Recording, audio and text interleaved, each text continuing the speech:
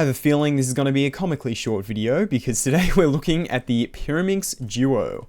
Now, this cube is really simple, really easy to solve. You can give this to any non-cuber and they can solve it by accident, to be honest. But honestly, it's a really fun cube. I like it. And it's kind of because it's so simple.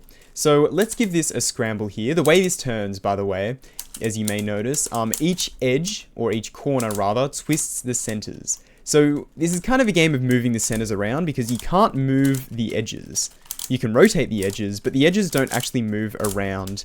And it's kind of funny scrambling this thing because it's very easy to accidentally get one move away from solved. But I'm going to try and scramble this as much as I can here. Just like so. Okay, I think that's probably pretty good. So what makes this cube so interesting is that you can always solve it in 4 moves. All it takes, always, is 4 moves. It's really cool, actually.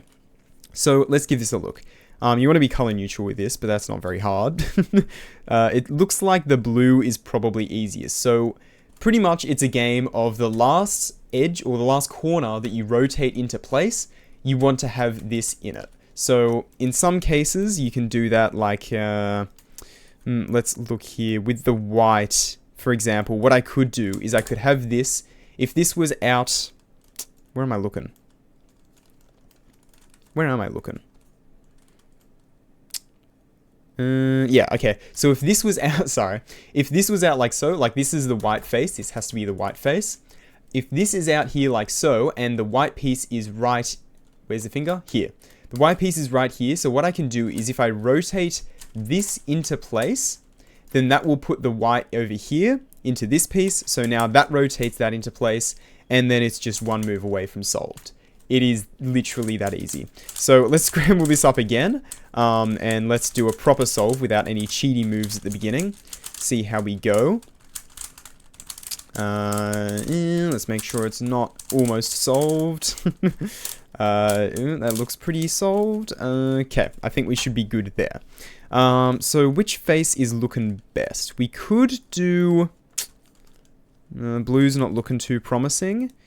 White's not looking too promising either. What about yellow? Yellow's not... I think white might be looking the most promising. So we want to move... Here's the white center. We want to move it into over here. So that's one move. And then we can move that into place. And then just solve it with the last layer. It really is that simple.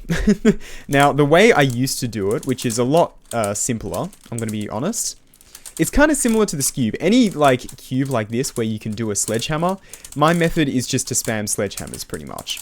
So what you can do to have like a non-thinking way of solving it is if I just line up all of the centers just like so, or all of the edges rather, then we have 2 centers swapped, these 2 swap, and these 2 swap. So the way you can do that is if you just face 2 that need to be swapped towards you, do a sledgehammer just like so, it solves it.